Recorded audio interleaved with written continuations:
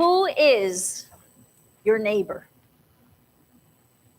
There's a story about two neighbors, Jack and Joe. Although they lived right next door to each other, they hadn't spoken in years.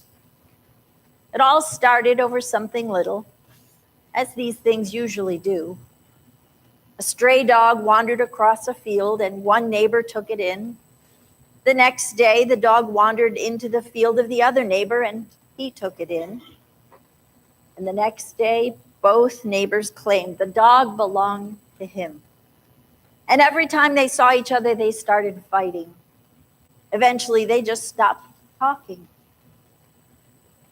One day, a traveler came through town and asked if Jack had any work.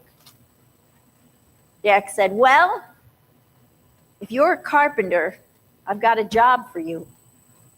See that house over there? Well, that's where my neighbor, Joe, lives. And you see this little ditch that runs between our two properties? He calls it a creek. He dug it with his plow and changed the way the spring runs down the mountain. Creek, that's nothing but a little trickle running through there. If he's going to divide our properties with that little thing, then I'm going all the way.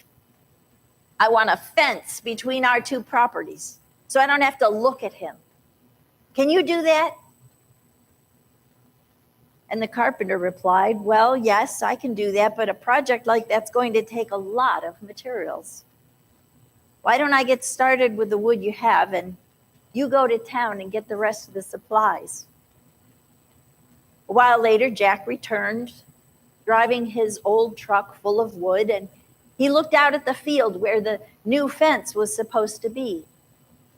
And instead of a fence, he saw a bridge leading from his property over to Joe's property, and made with his wood, no less. Before he could begin to speak, he saw Joe making his way over that bridge onto his property. But he had a huge smile on his face. His arms were outstretched, ready to embrace his disbelieving neighbor, and he said, "Jack, you are one heck of a guy. I didn't think you were ever going to speak to me again. I've been such an old fool. Can you forgive me?" And then Jack said, "Oh, I knew it was your dog. I'm sorry." The two neighbors looked across the field and they saw the carpenter slowly walking away. And Jack yelled out, "Hey, I've got some more work for you to do." And the traveler turned around and said, "You'll be fine. I have to get going. I have another appointment." In today's gospel, a lawyer asks, "Who is my neighbor?" And in his own way, Jesus answers the question by saying, "The person whom you least expect." Kind of setting a plumb line like we heard about in the Old Testament. The command we hear is to love God and love our neighbors as ourselves. It's one thing to be asked to love the people that we expect to love, our families, our friends, colleagues. But what happens when a stranger is on the other side of that bridge? What happens when we are called to love the other? The road from Jerusalem was steep and dangerous, rugged landscape with many places for thieves and thugs to hide in. A man was beaten and left by the side of the road. Two religious leaders, a priest and a Levite, saw that man and passed by. They certainly weren't practicing the love your neighbor command. Maybe they thought the injured man was dead, but surely they could have seen that he was bleeding. According to Jewish purity codes, touching someone who was bleeding or dead would have made them ritually unclean, unable to perform their religious duties. One of Jesus's points in this story is that love must supersede everything else, even holiness. Personal purity takes a back seat to love of neighbor. priest and the Levite don't seem to have gotten that point. The one who stopped, the one who risked his own safety, who gave so generously, who showed compassion, was a Samaritan. A Samaritan, one of those despised Samaritans, one of those seen as heretics and outcasts. And it was the compassion that the Samaritan had for the injured man that led him to show mercy, grace. The text says that when the Samaritan saw the injured man, he was moved with pity, with compassion. And it was this compassion that compelled him to break through his cultural, personal, and emotional reservations about others and care for and serve this injured man. The Samaritan veers from his planned agenda, puts his own safety in jeopardy, cares for the injured man, and then he even goes a step further. He acknowledges the limitations of his ability to care for him, and he assures continuing care for him through arrangements with the innkeeper while he'll be away. So, who is your neighbor? The person you least expect.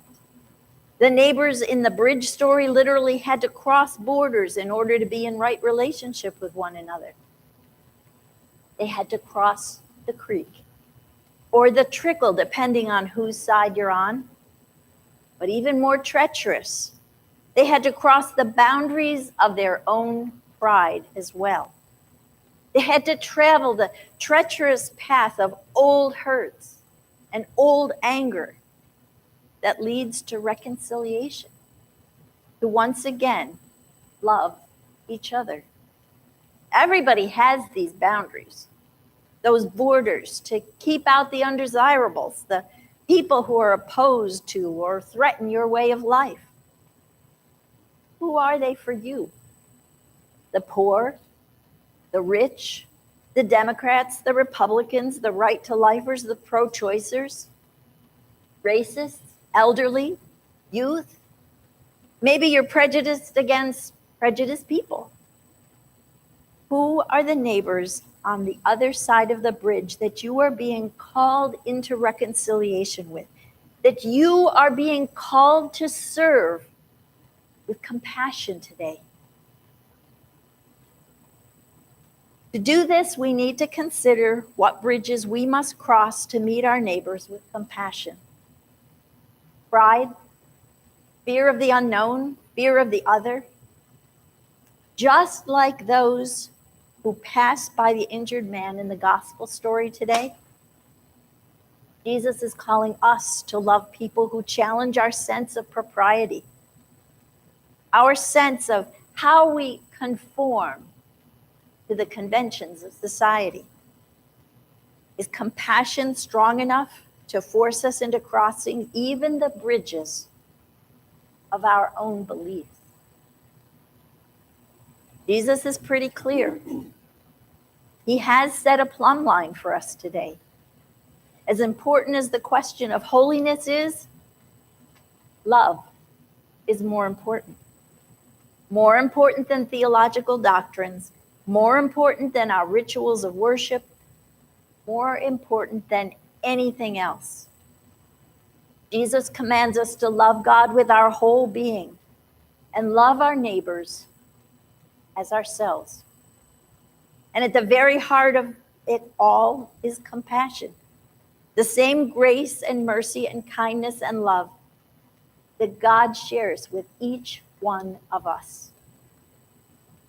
In Micah 6:8, we hear, "What does the Lord require of you but to do justice, to love kindness, and to walk humbly with our God?"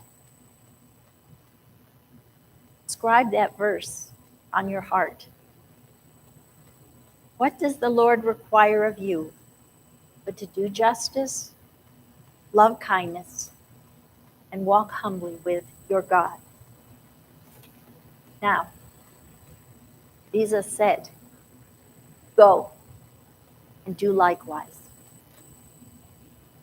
Thanks be to God.